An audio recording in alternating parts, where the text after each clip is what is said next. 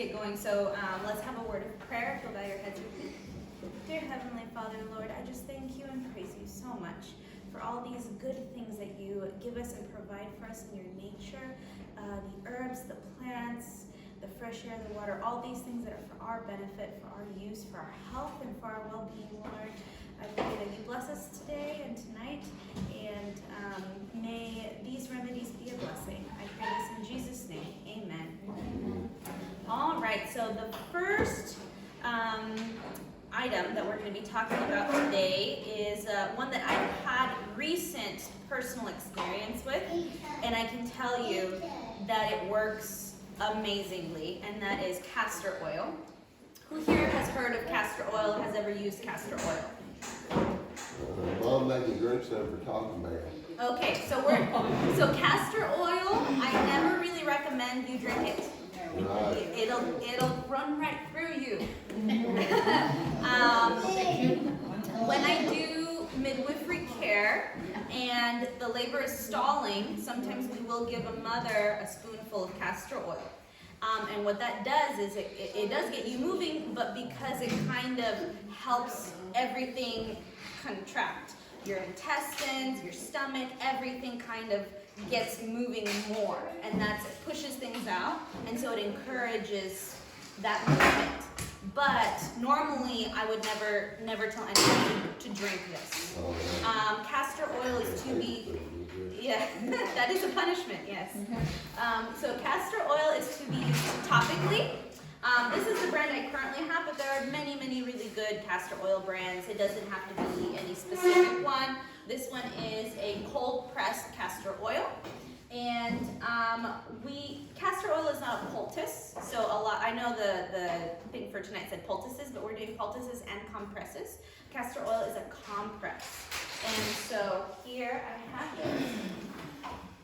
And in our health center and in some of the health centers that I've worked in, we use a lot of these pads. And so what are these? Chucks, yes. Or as my kids like to call them, pee pads. And so they're very, they kind of help protect your clothes and your sheets and everything from whatever's going on this side. It won't penetrate and come out through. So it helps to keep the mess insulated in one area. So we use them a lot as kind of like the backing for a compress or a poultice to kind of protect your clothes, protect your sheets if you're going to do something overnight. And so we're going to take a little bit of the castor oil, and you don't want to pour too much in there. Let me see, because it will absorb in there. So that's about, right there's about right. Let me put a little bit. The first time I did castor oil compress on myself, I overdid it, and I just poured and poured and poured, and I was like, is that good? You know, and it does absorb this. I am using a 100% cotton cloth. It is a cheesecloth, and I actually purchased this cheesecloth at Walmart for like $5, and it gave me a whole huge roll. And so you want to use natural fibers when you're making compresses or poultices. It's better for you. And so this was very inexpensive. You can get it at the Walmart here. I have the brand here. It's in the arts and crafts section, and it's 100% cotton. You can use linen cloth. You can use hemp cloth, as long as it is a natural fiber and not a synthetic fiber is important. And that's what the compress is going to go on, and it absorbs. And then you can use this. And what castor oil is good for is that it is very deep penetrating. It is the deepest penetrating oil that you can use, and it breaks things up that should not be there. So it'll break up and soften scar tissue, which it did for me. Any kind of strange lump that appears, or weird bumps that are not supposed to be there, or if you have a tumor that develops of any kind, bone spurs, it will break up and resolve bone spurs. It really just depends on how long you've suffered with it. So if you've had a bone spur for years and years, it might take months of doing a compress every night, and it will resolve it. If you've only started developing it for a few weeks, it will take care of it very quickly. For me, I had a major abdominal surgery where it was kind of like a freak accident, you could say, and I had to have parts of my organs removed. And so it was a major abdominal surgery, not even 3 years ago. And so what happened to me was I developed large adhesions. Adhesions are internal scarring from the procedure. And it was quite painful. Adhesions can press on other organs. They can even wrap around your intestines and cause blockages. And you might even need further surgery. And I was very scared because I researched it and it was something that was very common. But thankfully, I was working and living at a lifestyle center in South Dakota with Dr. Pat. She was the medical director of the facility at the time. And I learned about special adhesion massage, and also castor oil was excellent. I heard castor oil was excellent. So I did some compresses of castor oil. And I kind of made a mess at first. I used too much. I didn't think to look at a video on how to do it. They just said, oh yeah, put some on a cloth and wrap yourself up, you'll be fine. Sleep with it overnight. And I was like, great, because I was having, at that point, it had been about 1.5 years since my surgery, and I was having severe pain. Pain that in the morning when I would get up, and anything, if there was anything that moved through my bowels in the area where I had the surgery, it was so excruciating, it would drop me to the floor and I had to actively breathe through the pain. And I had these 2 kids without any medication, so you know that was some serious pain, because I have a very high pain tolerance. And it was very intense and very sharp, and I was worried, I don't want to develop a blockage, I don't want to have another surgery. And so I did the castor oil, and the thing with this is that you have to be very consistent.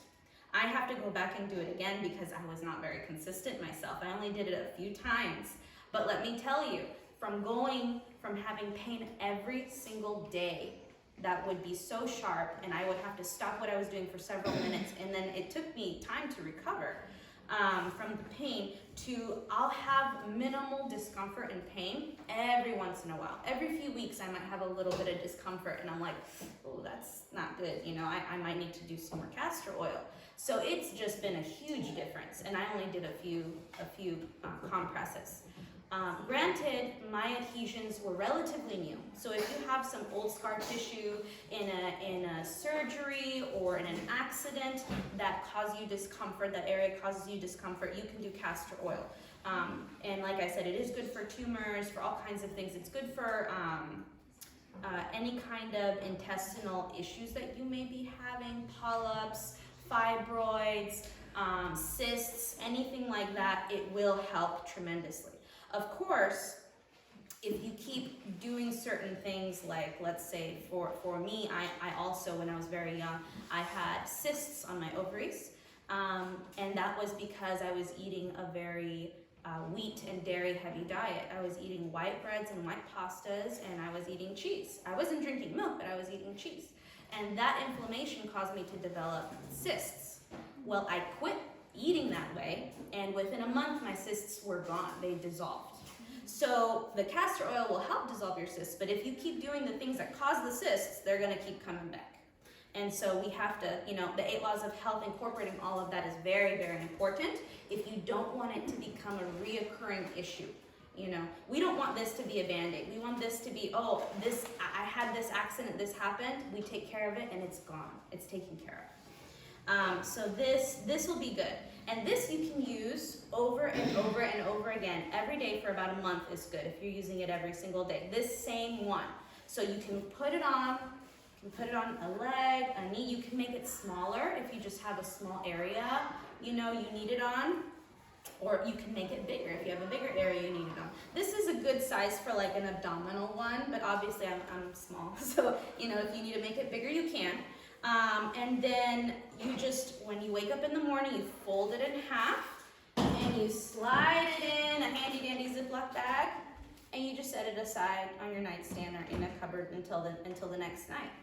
And what you'll find is that sometimes after a couple of days it starts to not be so oily. It'll be a little dry because your body's absorbing it, and then you just add a little bit more oil every couple of days, you know.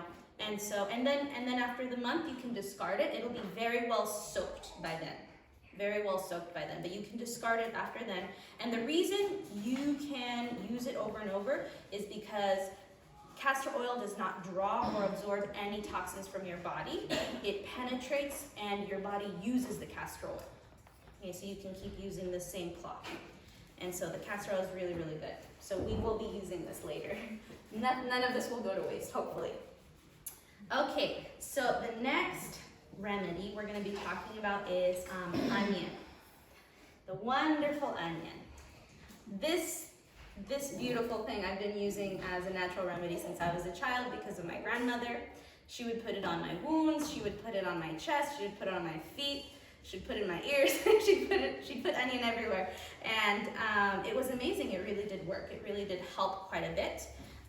So the way you can use it, let's say for an ear infection. So onion draws things to it. So if you leave it cut open in the fridge next to stuff, it'll start to absorb the scents and the odors of things around it. And it does similarly to your body. It absorbs toxins and things that should not be there, and it helps to heal. And so Barbara O'Neill talks about steaming the onion. So if you lightly steam your onion, and you can use it cooked and you can use it raw. So you can use onion cooked and raw. So if you steam it whole like this with the skin on it, then it makes it easier to handle when you're using it as a remedy. And then you can, you know, if you need to wear, because it's going to be hot, if you need to wear gloves or a mitten, hold it with a mitten, cut it in half, and you leave the skin on it. And once, here, you leave the skin on it. So this is going to be warm, and you want to be able to put this over the area. So we're going to take a thin cloth, and this is thin, but it'll help protect the skin from it being too hot. And you just kind of wrap it up, and then you can put it over the ear where you're having a problem. And it doesn't necessarily have to be like a very infected ear, but if you're having pain, discomfort, you know, sometimes we have issues if we have a little bit of a sore throat or a cold. Sometimes I get pain in my ear if it's really cold and windy outside. And so you can just, test it. For heat, I always test it on this side of my wrist because that's the most sensitive skin you have. If you can tolerate it there, then it's not too hot to put here. And then you can just, lay down and leave it there for several hours, or you can even just fall asleep on it. And so if you're gonna lay down and lay on it, you're probably gonna wanna put some towels down or something to keep it warm. Once it's not warm anymore, then you can discard it. But the onion is really, really good for that. You can also How do you warm? steaming it. Oh, steam it? So you just put it in a little pot with a little water, you just steam it whole, and then you pull it out and cut it in half. Because then all the good juices and stuff stay in the onion, because that's what your body's gonna absorb, and it's gonna take care of. You're gonna want the onion juice. How should it be steamed? Oh, you don't want it super cooked. I guess it depends on how fast it gets hot. But I would say no more than like 3 to 5 minutes. You don't want to steam it to where it's like a hard-boiled egg, steaming it for 8 minutes. That might be a little too long. You just want it so it's soft, a little soft and warm. You don't want to super cook it. And you can also take that and squeeze the juice out of it once it's steamed. And you can squeeze a little bit of the juice into a spoon when it's warm, and you can put a few drops of that into your ear also, and that will help for ear infections. So that's really, really good. So that's how you can use it cooked. For raw, you can use it many different ways, and I've used it raw mostly for myself. And so if you have like a sore throat or that's a good onion. That's a good one. Yeah, you want it to be like that. Okay. So if you have a sore throat, you're gonna want to take a raw onion, and you're gonna want to try to slice it pretty fine. Pretty thin little slices here. Okay, and then you can take a cloth and you can put some of, oh, it's a good onion. Here, I'm gonna put it a little lower. And you can put it, wrap it like this. And you can put this, as long as it's, you know, wrap it to where this cloth is a little small, but you can cut it into a larger, like this, and you can put it around like a sore throat, or you can do this and put it, make a bigger one and put it on your chest, and it'll help ease the sore throat. So when you put it around your sore throat, then you're gonna wanna maybe put like a scarf around it or something and lay down for a while or go to bed. Or if you're putting it on your chest, sometimes you can put one of these pads over it and maybe put some like tape that's like for bandages, like when you hurt yourself and you bandage yourself, or you can just wrap it in one of these. So these little bandages are really, really handy dandy. I love these. This has like little ace bandages. This one has Velcro on both ends, so you don't need to worry about little clips, little butterfly clips or anything. So it works really, really well, and you can just kind of have someone wrap it on you, on your chest. I've used this remedy a lot for children when they're having coughing, congestion, sore throat. Quick raw onion poultice works very, very well, especially on very little children. And onion on the soles of the feet, and we'll talk about that too. So you can take this onion and you can just put your foot on there, and you can either use like a plastic bag, or you can use like a little bit of saran wrap, you know, like make like a little barrier. So you put the poultice on top of the plastic with your foot, put it on your foot, and then slip your sock on, okay, like a nice warm sock. And then you can sleep with that overnight, the same with the poultice on the chest. My niece was about, I think she was in between like 8 to 10 months old when she caught COVID. And my mom called me and she goes, I don't know what to do for her. She's very sick. You can hear the congestion when she's breathing. It's rattling, and she has a fever. I don't want to take her to the hospital. I'm scared. We're scared.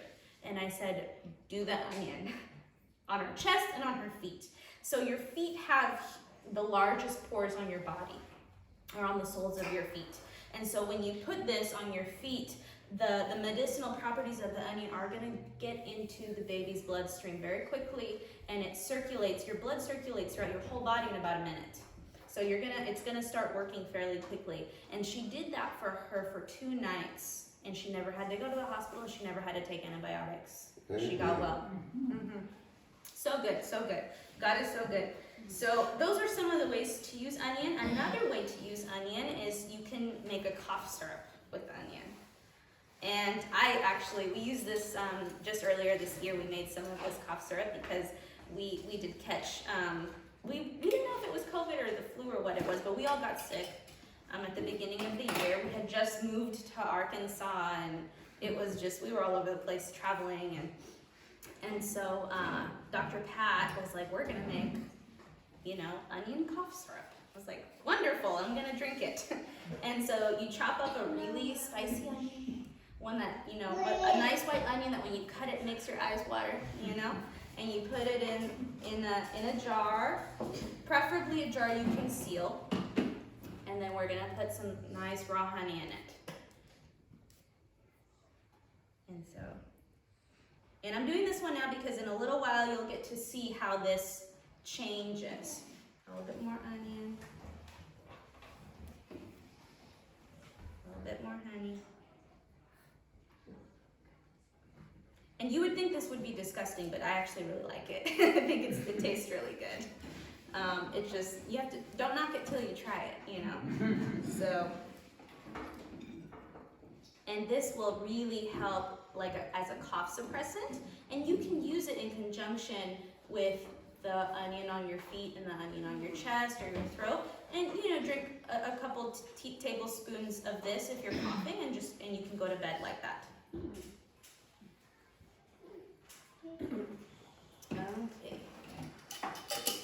Okay, so you can see what this looks like. Does that look like syrup to you? no, it's thick. Well, let's just wait till the end of the talking. We'll see what it looks like then. It does change. All right.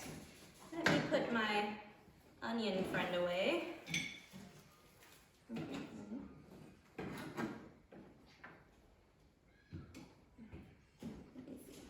I have to make sure that I don't miss anything because there's so many little things. I have my handy dandy notebook here to keep me on track. All right, so next we're gonna talk about garlic. And so garlic is very, very potent natural remedy. Studies have shown that it is even more effective than antibiotics in most cases. But for it to be as strong as an antibiotic, you would have to take at least 3 cloves, raw cloves a day. So that's quite a bit of garlic. For a child, it would be about half. And so for children though, they're not gonna wanna eat a raw garlic, you know? You can always take it and grate it into like a soup right before you eat it so that it's not boiling and cooking in the soup. It's still raw, it just gets kind of warm. You can do that for yourself. But for kids don't like garlic like that. So what you can do is you can finely slice it. Finely slice it, you know, little slices like this. And you can put these slices on the bottoms of their feet. Okay, so the difference between garlic and onion is onion can go directly on the skin and it's completely fine. Garlic cannot. Garlic, you need a thin barrier because if you put raw garlic on that little baby's skin, in the morning, they're gonna have a blister. Or you're gonna have a blister. I've actually seen that happen. You get a blister. So get yourself a little thin cloth or a little thin cheesecloth. This one's nice because it's pretty porous, but you still get the juices coming through.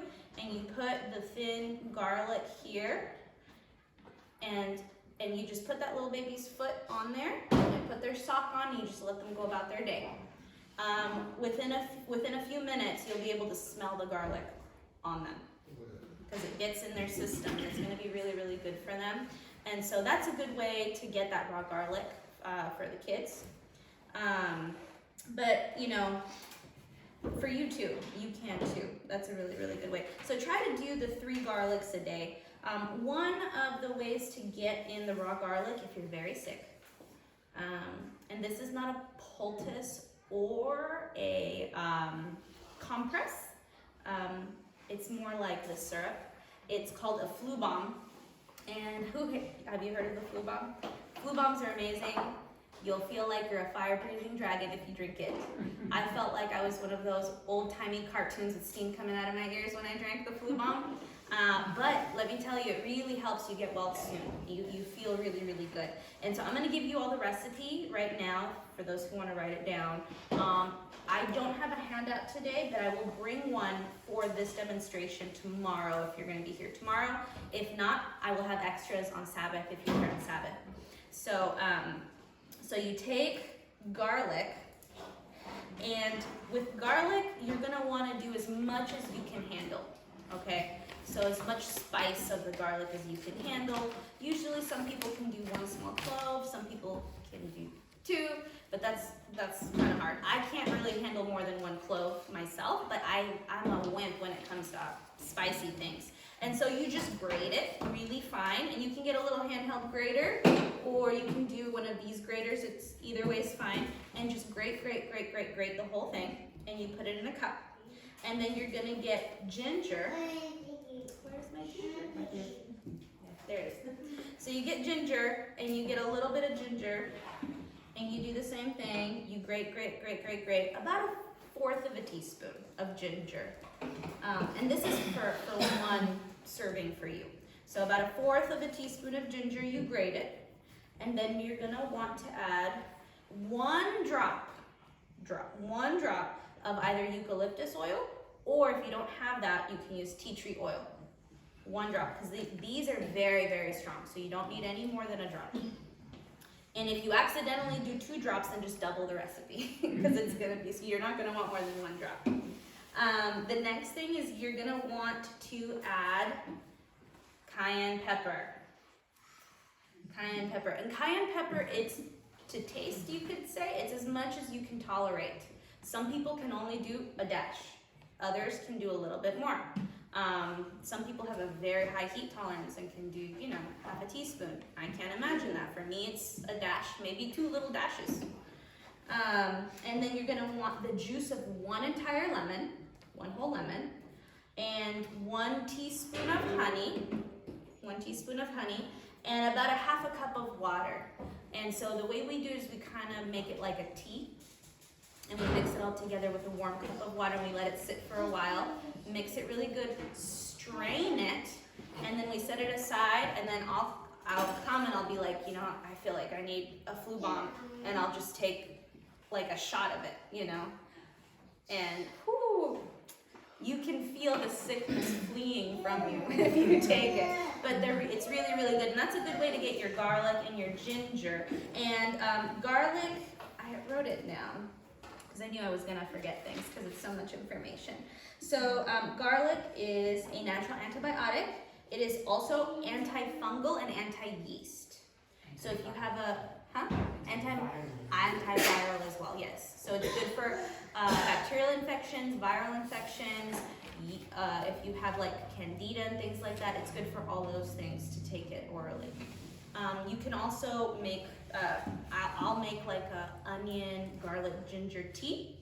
And you can do that. You don't want to boil it, but you want to like cut it up or grate it in a cup of tea, and then you just pour the hot water over it and you let it sit for like 10 minutes, and then you strain it and you drink it. I'll talk about the ginger in that aspect here in a few minutes. Oh, actually right now. We'll talk about ginger right now. So I'm going to set my... Bring it to a boil? No. Yeah, you don't boil these ingredients. It will kind of defeat the purpose. So you can put the hot water over it and cover it and let it steep. It's yeah, you can do like really hot water, but you don't want to actually boil the ingredients. But you can pour the hot water over it. Steam. Yes, yes. So it's kind of like the difference between making a tea from like a bark versus making a tea from a leaf. It's like if you're making a tea from a leaf. When my wife was working about ginger and stuff like that, they said it's bad for blood pressure. People got high blood pressure. What could you use besides ginger? Well, ginger's specific for certain things. So it is anti-inflammatory. I've never heard people say that it's bad for blood pressure Well, before. that's the one that says on the internet. Yeah, I don't know. I'm a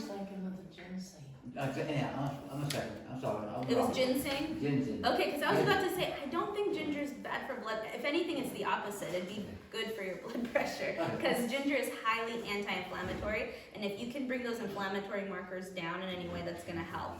But yeah, ginseng is a very specific, like Asian herb that's good for certain things. We're not going to talk about ginseng today. Okay. It is kind of hard to find. It's very expensive. Ginger, on the other hand, is much easier to find, and it's actually quite easy to grow.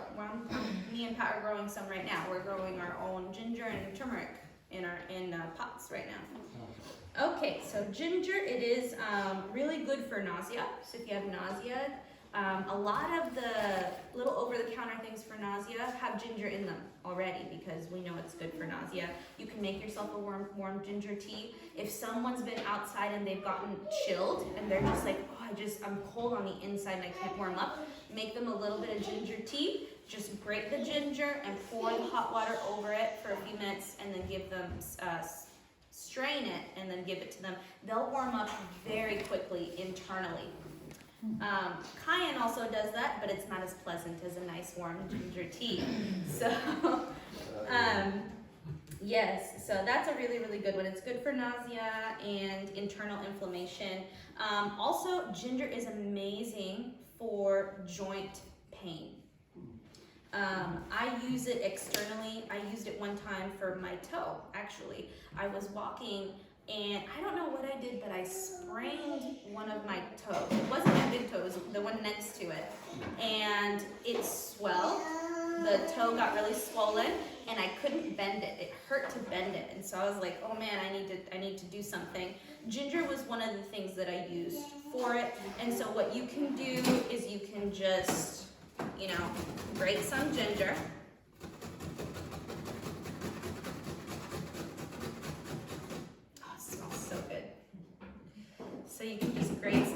ginger, get it juicy. If you have a thinner, this was the only one I found. I forgot my grater at home, and I found this one here. But if you can have like a really thin, like a nice thin grater, that one's even better. But it's nice and juicy. And so you're gonna wanna get your little cloth, and you're gonna wanna put it in there. I was brave and I just put it straight on my skin. But the thing with ginger is that it's gonna make the area warm. It's gonna make that area that you put it on warm. And so if you can't handle, if you think that, you know, feeling that warmth stimulation is gonna be too much, maybe doing a little bit of a boundary. And so the way you can put the ginger there and you just kind of fold it over. And what you're gonna use is this part that's only the one layer. And you can put it on a sore joint on your hand and bandage it up. You can put it on your knee if you want to make a bigger one. If you have joint pain in your knees, joint pain anywhere. Ginger's for joints, and that's a good way to remember it. I did do a poultice for the inflammation since my toe was swollen.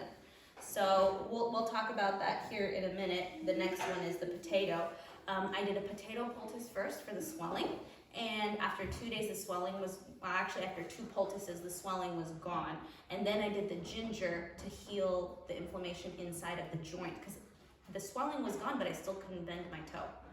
And so then I did the ginger and I did it overnight and I felt it. I did this and I did a little plastic over it and then I put my sock over my foot and I just went to bed and I was like 30 minutes later, I woke up, I was like, wow, that is really warm. It felt like I had a little miniature heating blanket on my toe. And it was very warm and stimulating. And I was like, okay, I can tolerate this. It wasn't too much. If it's too much for you to sleep through, if it's too warm, too stimulating, leave it on for like an hour or two and then take it off and then just sleep. It's good to have it on for at least a few hours or as much as you can be comfortable with it because it will feel warm and it will be stimulating. It won't hurt your skin though. If you can overdo it with ginger poultice.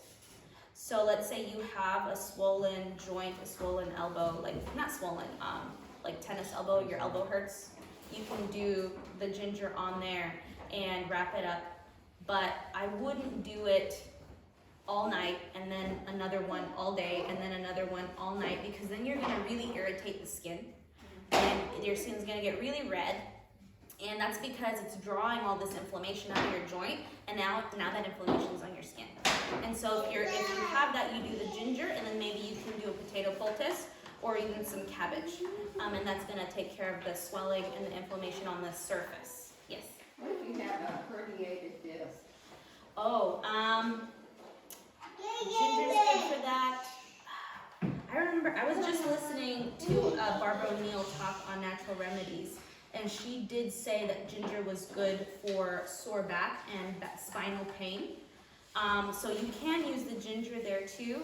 I would also maybe consider a comfrey poultice.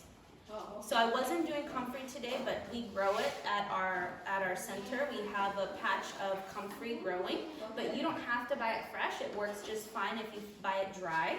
I use comfrey for healing medicinally too for postpartum care. And so I would maybe alternate one night, try the ginger, and the next night do a little castor oil mixed with comfrey on that area. The comfrey is called the knit bone herb, and it's very, very healing for damaged tissues, damaged bone, all of those things. So I would recommend that possibly. So, and then also, you know, we could always combine it with some hydrotherapy treatments, which is always good. Yeah. So yes, so ginger's good for lots of different things. Would anyone like to take this home and use it? If anyone has a sore joint anywhere, this will help. So you guys, I'm gonna leave it here if you guys want it. So I won't be using that, and the thing is, by tomorrow, it will be wasted. So it's better if it's used tonight. All right, so ginger for joints. All right, so now, my favorite vegetable, the humble potato.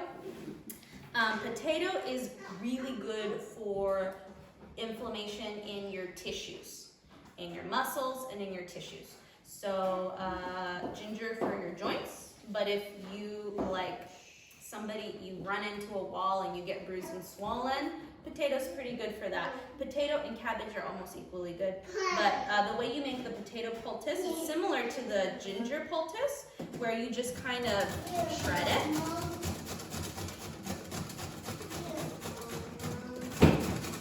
I'm gonna make this a little bit bigger.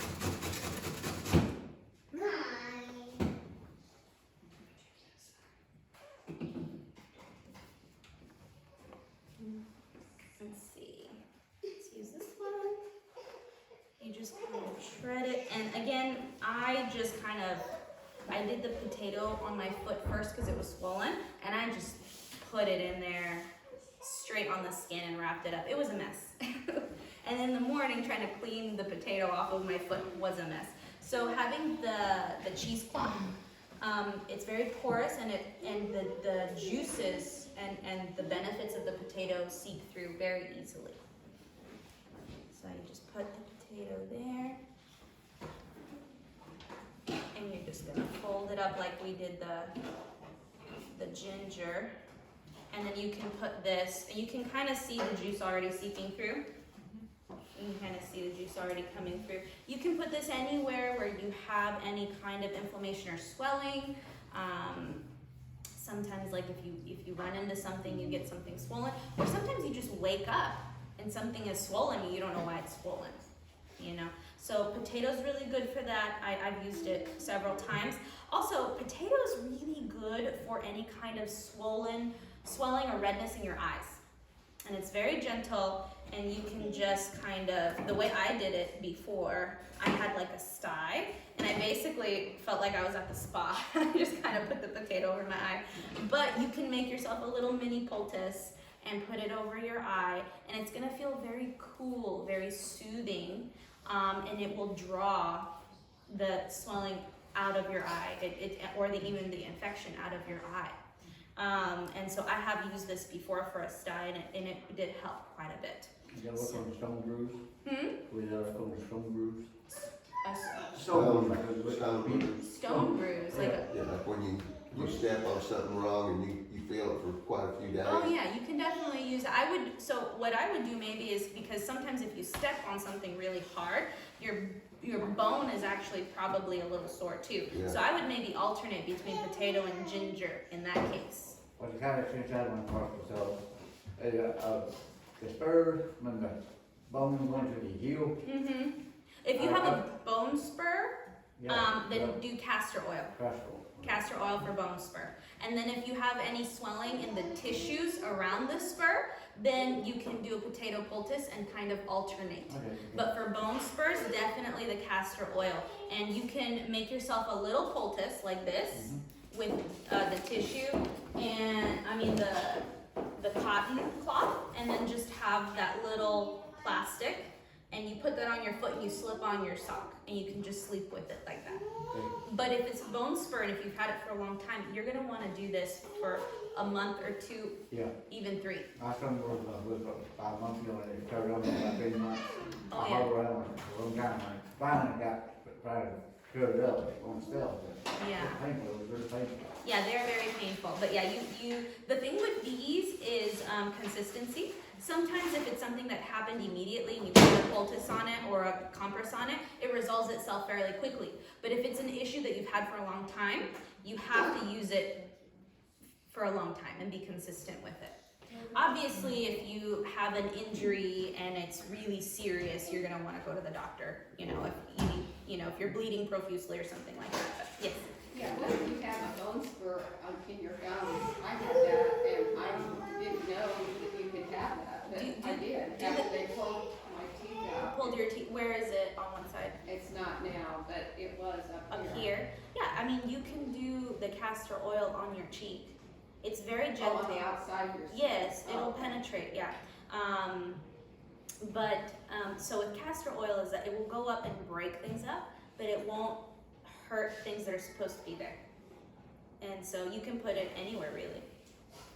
People actually use castor oil for their hair. It's in a lot of hair care and cosmetic products because it is very healthy for the skin. It's very healthy for the hair and your nails. So yeah, I would still use the castor oil if you have anything like that. And so, okay, so yeah, for this, any kind of sprained ankle or swelling or anything like that, potato's really good. But also, cabbage is excellent. We use cabbage at our centers a lot. I've seen it work really, really well with women or men that have restless legs. So if you have restless legs, sometimes it can be a little messy to use a potato and wrap your leg in potato. But it's not so messy to use cabbage, you know, because the leaves just come right off and it's almost kind of made for you.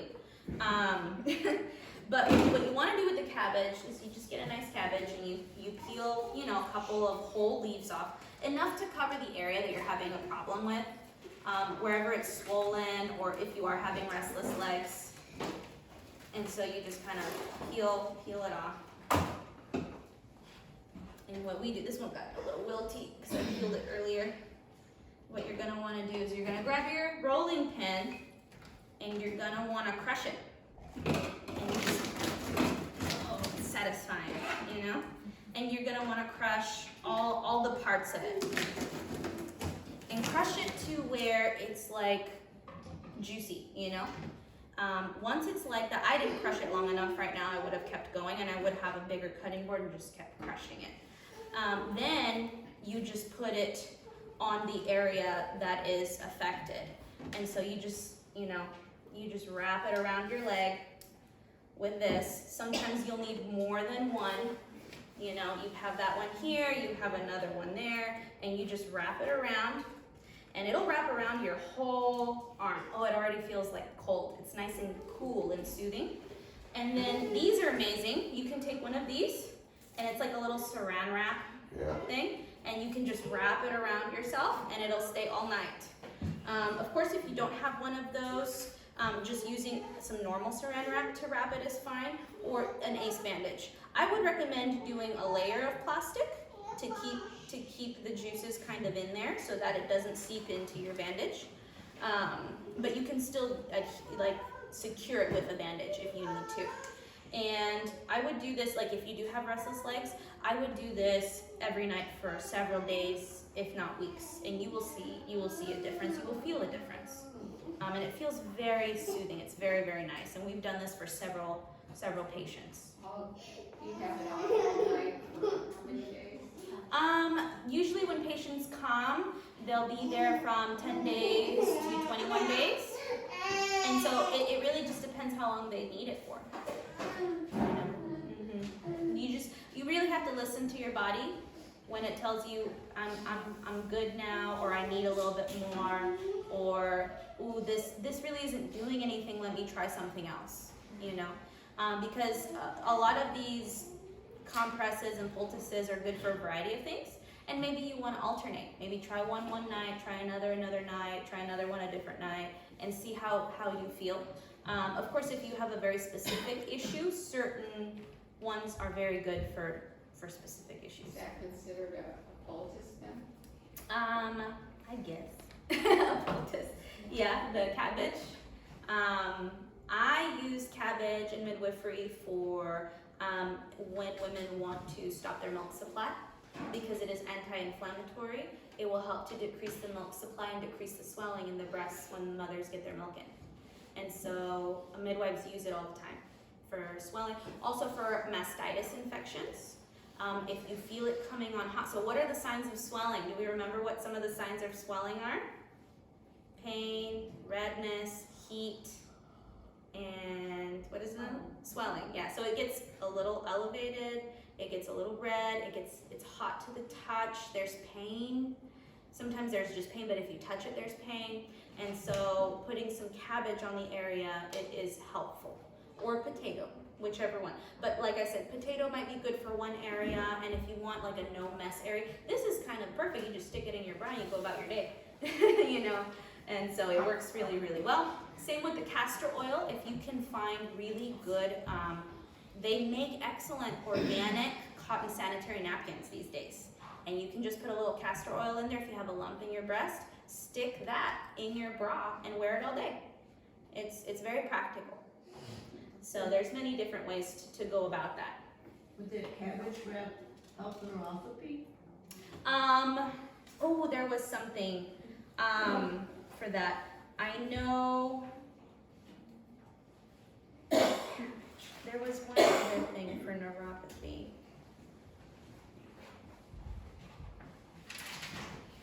Like in the eyes or in the, like peripheral neuropathy in the legs? Yeah, legs and feet. So for that, we haven't gotten to the Okay. what I would use for that, but you can use cabbage and potato for the swelling, like if you're tender, if you're inflamed a little bit. But actually, a cayenne compress is actually really, really good for peripheral neuropathy. So we're actually going to talk about that next. Cayenne. Oh, am I okay? I'm just barely. Okay, cayenne, and then we'll do charcoal, which is the last one. I'll talk about cayenne really quickly. Cayenne is a blood stimulant. It is an internal blood thinner. It strengthens your arterial walls and it helps to open your capillaries. So it's very, very good for your circulation. It's very good for the blood. It gets your blood flowing. I remember Barbara O'Neill telling a story about how there was a woman at her lifestyle center that in the middle of their cooking class had a heart attack. And she came running and she put a decent amount of cayenne in her mouth and they were taking her pulse and her pulse was so weak. And within seconds, her pulse was up and she woke up and was talking. So cayenne is very, very good. It's a good replacer for aspirin. If your doctor says you have to be on take a little aspirin every day for the rest of your life, cayenne is a really excellent substitute for that. Aspirin can have all kinds of side effects. Aspirin is not good for your gut or your gut lining, especially if you're taking it consistently. And so, but also, the Bible says in Psalms 104 that God created herbs for the service of men, right? So these things were made, God designed them to help us. And so cayenne, you would think, oh, blood stimulant, helps the circulation, all these things. I shouldn't take this if I have an ulcer. Well, you would be wrong because cayenne is excellent for stomach ulcers. And so wherever there's damage and there's a bleed, cayenne will actually go in and he will seal that and he will constrict the capillaries there to stop the bleeding. But otherwise, it helps with blood flow. And so it kind of works really, really well for many, many different things. So that's internal use. They sell cayenne capsules, but we just kind of sprinkle it nicely in our food every so often. Pat loves to use cayenne. The children are always keeping an eye on her, what she's putting it in. She put cayenne in because it's a little spicy for them. But we always keep it on the table if you want to add it to your food and sprinkle just a tiny bit. Yes? You said something about when you have your circulation's not too good, and so I have a normally 96 or 97 degrees temperature. Yes. And I wondered if that's normal, if It's a not. little cool. It just depends on the person. I run warm. I'm usually like 98.5, I 0.4. wonder if I should take. Well, my husband naturally runs colder than me. He runs a whole degree colder than me at like 97.5, and so does my son, but that's their normal. But if you feel them, their hands are warm and their feet are warm. And so that's a good indication if you have good circulation. Are your feet constantly cold? Are your hands constantly cold? Hands are cold a lot. So that might be a sign of poor circulation. So incorporating cayenne will help. And also if your feet are very cold all the time, and also for the peripheral neuropathy, you can do a compress with cayenne. I'm gonna show you that right now. Where'd it go? I'll just use this one. All right, so you're gonna want your little cloth and your little cutout here. And you can use any kind of natural oil, olive oil is fine, or a little bit. Castor oil can be expensive, but that's what I brought today. But you you just get a little bit of your olive oil from your cupboard, and I'm gonna put a little bit on my hand, so it covers my hand, and then I'm just gonna dab this. And the purpose for this is to have a tiny bit of oil on here for the cayenne to stick to. Okay, and so sometimes you might need a little bit more. Then just put a little bit, and you just kind of dab it on there so that the cayenne has something, so that it's not just dust and flopping everywhere. Okay. Is cayenne good for cholesterol? I would assume so. Pat? For cholesterol? Yeah, well, usually if you're making some of the changes that we've been talking about, it's gonna all come together and really help with that. Cholesterol is more of like a warning sign for other things going wrong in your body. So if you address the other issues, the cholesterol will even out. Yeah, I think I asked him today also, so how much I need to use on the cayenne pepper if I take aspirin every day? Oh, I would just start using it in your cooking. Of course, if you want to take a cayenne pill a day, I would maybe talk to Dr. Pat about that. What would be the difference? But if you're eating a little bit of cayenne every day in your food, or if you're having a little bit of if you're having a flu bomb with some cayenne, that might be a little much. But you will feel the difference. But I would definitely talk to Dr. Pat about if you're gonna try to switch a medication for something natural. Well, the important thing, as you mentioned, is if you put the whole 8 laws in together. All of them together. Because if you just take out your medicine and put a little cayenne, it's probably not gonna do Only. much. What I did was I got a little bit of oil and I rubbed it and then I wiped it on the cloth. So we need to change it. And then I put that little bit That's probably got some over here waiting on you, that would be nice. you can use olive oil. All right, you're welcome. And so then, all right. Bad and good. About how much, I get. Just a sprinkle. You don't want to overdo it because it's gonna get really hot. It's gonna get really hot. So yeah, just a sprinkle of cayenne on that little bit of oil because it will get really warm. And you can put your foot on it just like this. And you can wrap it. You can even put it in a plastic bag, like if you want to do this. So it's gonna get warm. So if you're gonna do this, the first time you do it, I would definitely not do it right before bed. I would do it maybe 2 hours before you go to bed just to see how it feels, because if it gets too warm, if it's too hot, just like the ginger, then you can take it off right before you go to bed and just be comfortable in your sleep. You don't want to wake up and your foot feels like it's on fire, you know? But it will give you a nice warm sensation. And so you put it in here and you cover it, right? And then you can put a sock on, or you can just do one of these. A little bit of saran wrap. Right next to your skin on your foot. Right on your skin. Okay. Yeah. But that's why it's just a sprinkle. That's for neuropathy? Yeah. Yeah. And what it will do is it will stimulate the circulation and blood in the area. And so if you have really bad neuropathy, you might not feel the heat, but you might start feeling maybe like a little bit of a tingling sensation.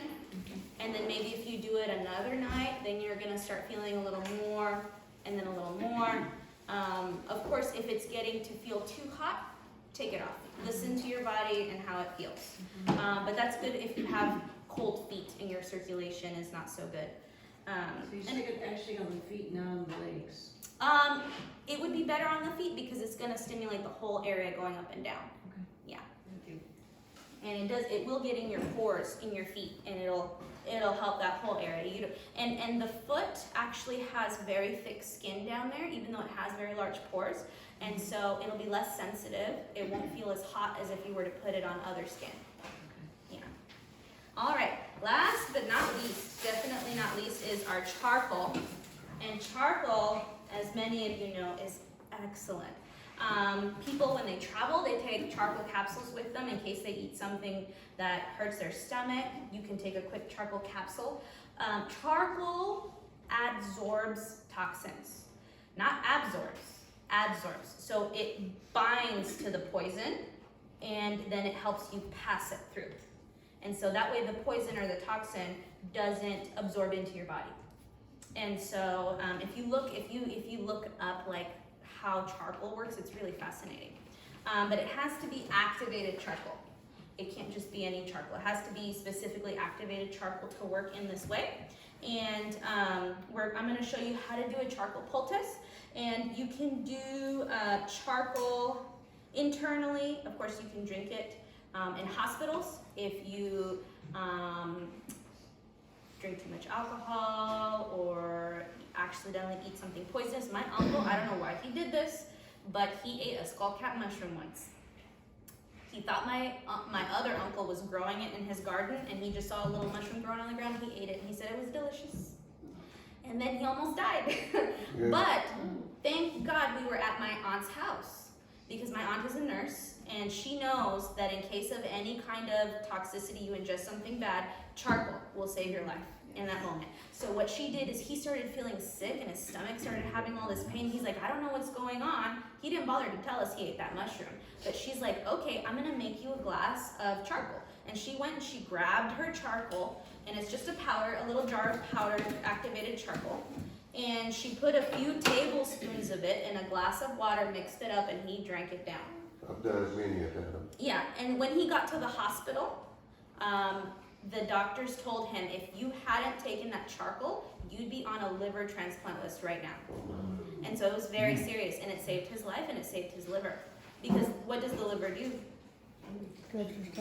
It filters the toxins. All of those toxins from that mushroom would have gone to his liver and destroyed it. And so it definitely saved his life. So that's a good way to use it internally. I have charcoal capsules at home, and so does Pat. But charcoal is really, really good externally too, in case, really for anything. But mostly, we use it a lot on livers. If you have issues with your liver, Liver cleanse, liver kidney cleansing. If you basically, it draws out toxins. So wherever you're having issues, if you have kidney problems, if you have liver problems, if you've gut problems, anything like that, doing a charcoal poultice every night will be very, very helpful. And so the way we make a charcoal poultice is, I'm going to show you. So I'm going to put in this one a good heaping tablespoon or two of charcoal. And so when you mix charcoal with water, it does not mix well. That's not. It's going to be runny mess all over the place. And so what we do at the centers is we use either some psyllium or some ground flax. So if you don't have psyllium husk, it's a thickener. It'll make it gelatinous. You can grind up or buy pre-ground flaxseed, and you can put that powder in there. I would say 1 teaspoon, okay? And so we're gonna do that. Alrighty, just so it gets really gummy. Alright, and then you wanna kinda mix it a little bit beforehand so that the psyllium is pretty well distributed in the powder. And then we're gonna add some water to it. And you're gonna see what happens here. So you're putting about half a cup of water? Yeah, and you can put more if it's too gummy. But this, I'm just gonna show you a small poultice right now. And so sometimes you'll add it to it and it's just too thick, and then you can add a little bit more water. Or if it's too runny, just add a little bit more psyllium husk or flax. This one might need more psyllium. But charcoal is also really, really good for any kind of stings or bites. So wasp sting, bee sting, spider bite, brown recluse spider, any kind of spider bite, even snake bites. You can slap one on your way to the hospital, you know. Or bee sting? Bee stings are very, very good. My son actually stepped on a bee once when we were at the health center, and he wasn't barefoot, he was wearing sandals, but the bee came and stuck him just under on the side of his foot. And one of the employees there, Rosa, she went running into the kitchen because we were down right next to the main lodge where the cafeteria was. We weren't at the health center, we weren't home. It would have been quite like a 10-minute walk. And so she runs in and she just gets a little bit of water and charcoal and she pours it on his foot and wraps it up really quick. And very quickly he felt much better. It takes the pain away. Okay, so you see how I just kind of kept mixing it? Look at how gummy this is. And that's going to prevent charcoal from getting all over the place. Because once charcoal has stained something, it's almost impossible to get it out. Is that good for snake bites too? Is that good for a snake bite? Because you picked up in the yard? Yeah, you can use it for like if your dog gets into something. So you can use it. Sometimes we just use it directly on this. You know. I've seen somebody boiling that too with the flax, and I was wondering. It's not necessary. Oh, okay. Yeah, it'll thicken up. It might you just might have to let it sit for a minute, but it'll thicken up really, really well. I'm gonna make a little one right here, but usually when we make these, we make big ones because it's going over a liver, or it's going over the kidneys, or over the abdomen, you know. If you ingest The gummy the stuff. black stuff without no gummy in it, does that help will that help your kidneys any? Well, it'll help to detox your digestive system. Yeah. But the closer you can get to your kidneys with it, the better. I got chronic kidney Yeah. disease. And Yeah. the poultice would be better for the kidneys. Internally, what happens when you drink charcoal, when you take the capsules, it goes through your intestinal tract and out. It doesn't absorb into the body. It doesn't. But what it does is it helps to cleanse the blood as it's going through the intestinal tracts. That's it. But see, So- look at how easy this is to use. You just kind of spread it around. You don't want to get it too close to the edges. Is that a cloth or is That that? made a This nice is the taste. little pad, the little pad. Yeah. So it's waterproof on the back side. It's the little pea pad.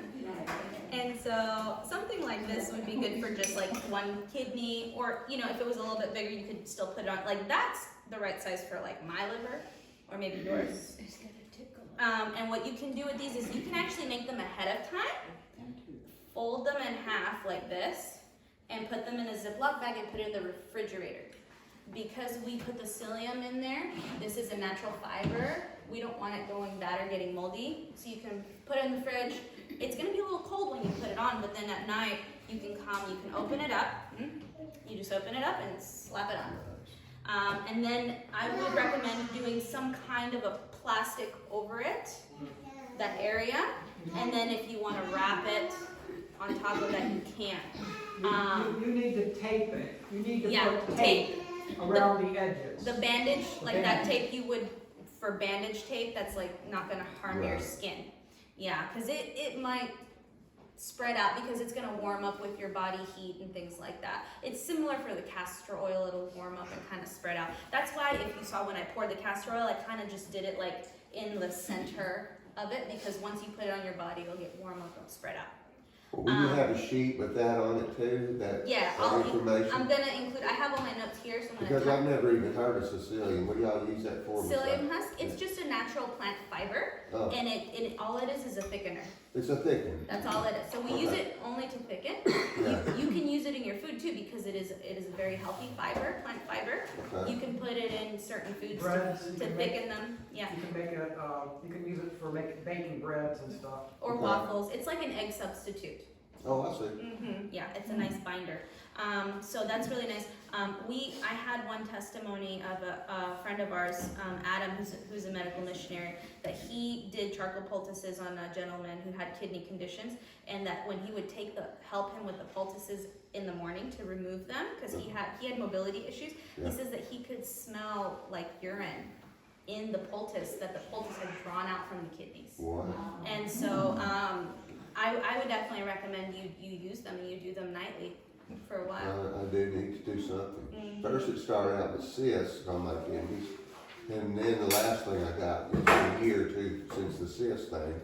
Now they say I got chronic kidney disease. So what? But I'm not on, I'm like, I got 3 or 4 more stages to go before I would be on dialysis. Yeah, and so what I would do is maybe do castor oil one time to Mhm. break up any kind of little kidney stones you might have there. Also really good for gallbladder stones. It To does, I break do those have things little up. kidney stones. in Yeah, there, so that's it. we can do the castor oil one night and the charcoal another. Or if you're able to, like if you're home, I'm home most of the time, I would maybe do a castor oil pack during the day and the charcoal at night. And alternate it like that. And that's gonna be very, very helpful. Good to know. Yeah. All right, so that kind of does it for me tonight. Oh, charcoal is also really good for infected eyes. But if you're gonna do that, then you're gonna wanna do it like wrap it up in one of these Yeah.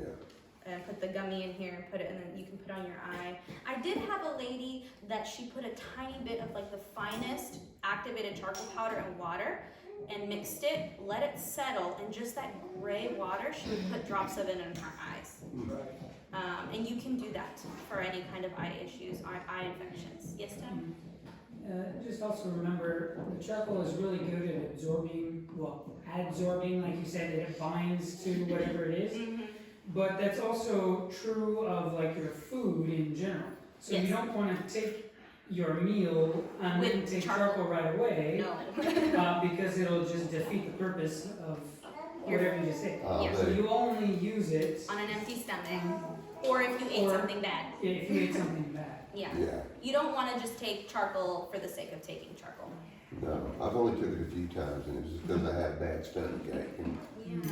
I didn't have any Tums or nothing else like that, Well, so I had chocolate. If you'd like, I could make you another one of these and you can take them home. That sounds okay. Yeah, because I don't have anyone to use them on right now. Okay, just fold them in two, throw them in my baggie or something. Yeah, I'm gonna put them in a baggie for you, and if you don't use them And right away, watch my sherry trip out on me, you know. well, if you don't use them right away, you can just put the bag in the fridge. Okay. And then like let's say you don't have someone to help you put them on, then you can just use them at another time. They'll You might need to point my kiddies out to me too on that scoop, and right in the back near them. Okay. right here. Bruce and Tony can show you. I know when I was playing football as a Actually- kid, I used to get hit once in a while there, and boy, that hurt bad. Yeah, I don't know if we have any bandage tape, but I wish we did. 'Cause we I do have some of that tape that you use to put Uh-huh. bandages on a phone. Yeah, and just kind of do the outer edge and then Okay. wrap it, and then just sleep on it, especially on your back, because you sometimes lay on your back, you're gonna move around a Always little bit. lay on the You left want side. it to stay in place so it doesn't get everywhere. All right, let's pray, and then if anyone has any more questions, you can come up and talk to me. I'll be here cleaning up. Oh, before we Yeah. look at this, it's already juicy. Isn't it different? It's runny and more juicy. So you leave this like that for 24 hours. It will get more juicy. It's gonna basically make the onion sweat. After 24 hours, you strain the onion from the honey, and then you just keep that syrup in the fridge, and it will basically it'll be good forever, you know? Yeah. It pretty much, you can use it and just keep using it. You don't have to worry about it, so. It's Makes really, me really. sore throats and things. I'm gonna be brave enough to smell it real quick. Woo. It won't smell like that when it's done after the 24 hours. And actually, I quite like it. It's quite nice. I know you're looking at me, Chris, you're like, no, I don't think, Nikita, the same thing. She's like, well, when you're sick enough, you'll take it. It